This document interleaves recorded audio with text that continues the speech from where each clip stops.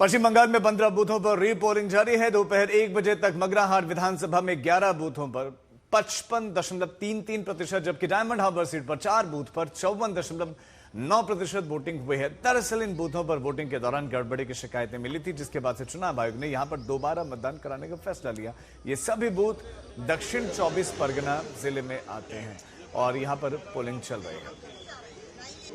एक और बड़ी खबर आपको देते हैं। पश्चिम बंगाल में 4 मई को वोटों की गिनती से पहले स्ट्रांग रूम को लेकर जबरदस्त राजनीति देखने को मिली और अब स्ट्रांग रूम को लेकर टीएमसी नेता शशि पांजा ने बड़ा आरोप लगाया। शशि पांजा ने कहा कि जब किसी भी राजनीतिक दल का कोई प्रतिनिधि मौजूद नहीं था, तब पोस्टर बैलेट से भरा हुआ एक ट्रक स्ट्रांग रूम में लाया गया और उसे उस कमरे में रखा गया जहां पर सीसीटीवी नहीं लगा था। ये शशि पांजा की तरफ से आरोप लगाया गया कि एक ट्रक आया, उस कमरे में रखा गया जहां पर सीसीटीवी नहीं था और किसी को जानकारी तक नहीं दी गई थी, कोई भी प्रतिनिधि दल का मौजूद नहीं था, तब ये पोस्टल बैलेट लाए गए और उस कमरे में क्यों रखे गए जहां सीसीटीवी नहीं था।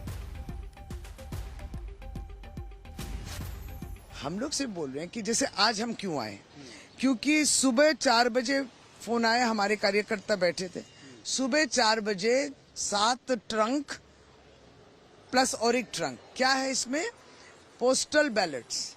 अब ये ट्रंक आ रहे हैं, ये नॉर्थ कलकत्ता की जो कॉन्स्टिट्यूंसी है उनके पोस्टल बैलेट, क्योंकि कहीं ना कहीं कोई ना कोई पोलिंग ऑफिसर कहीं बाहर से वोट दे रहा है, तो ये ट्रंक जो आ रहा है उसके संग अनपोल्ड एक वोट का ट्रंक है।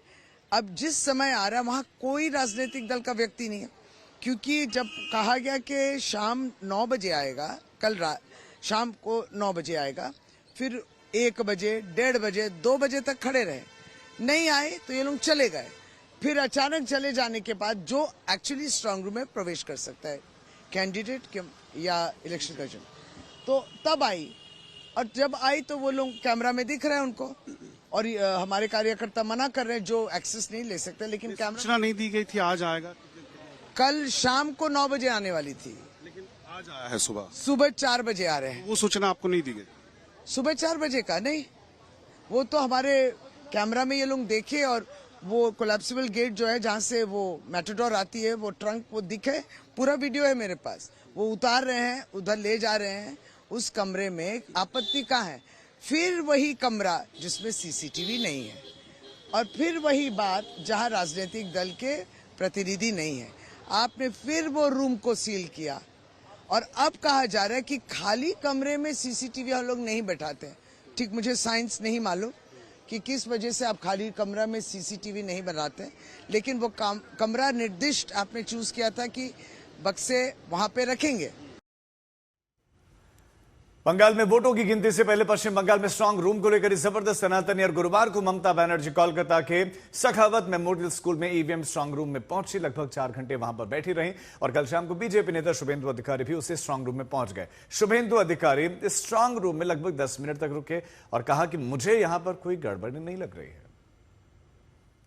उन्होंने 7-8 बार एमपी चुनाव लड़ा, तीन बार 11, 16, 21, 4 बार असेंबली चुनाव लड़ा।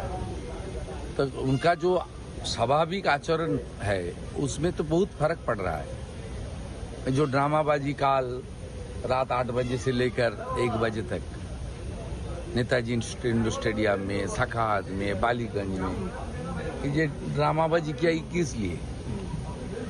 कभी ईवीएम टेम्पर हो सकता है, कभी ईवीएम चेंज हो सकता है, उसमें नंबर है, वीवीपैट है, उसका पूरा सिस्टम होता है। 17C फॉर्म में उसका नंबर लिखा हुआ है, काउंटिंग शुरू होने के पहले वो सब नंबर मिलाना चाहिए। सब पार्टी का उनका जो सीलिंग है उनके ऊपर स्टैंप है, हर पोलिंग एजेंट का सिग्नेचर है। ये क्या है, वो तो बाहर में बारिश हो रहा है और तो खींच मेरी photo. I visited the strong room. Everything is okay. I am satisfied. बोलता है पूरा रिपोल हो। मैं फुल सेटिस्फाइड हूँ। मैं सबको बोल रहा हूँ, इलेक्शन कमीशन को, सुरक्षा बल को कोऑपरेशन करे। अल्लाह मत बचाए।